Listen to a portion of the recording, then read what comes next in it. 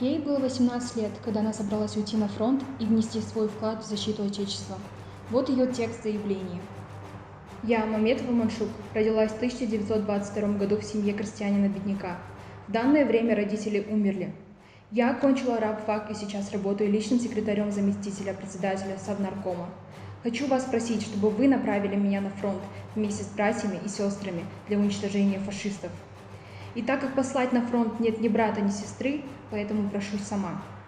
Прошу просьбу удовлетворить. Ее просьбу удовлетворили. Она погибла в тяжелом бою за освобождение города Невеля.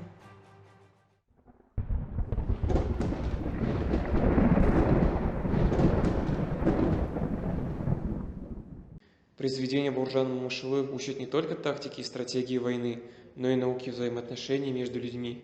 Его произведение – это вместилище мудрости, которому нет цены, и постигать, изучать эту кладезь мудрости – наш долг в целях нравственного воспитания молодежи.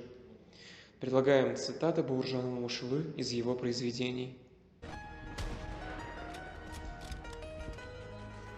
Противник, который стоял под Москвой, значительно превосходил нас в живой силе техники, но зато у нас было преимущество, которое не могло быть у фашистов.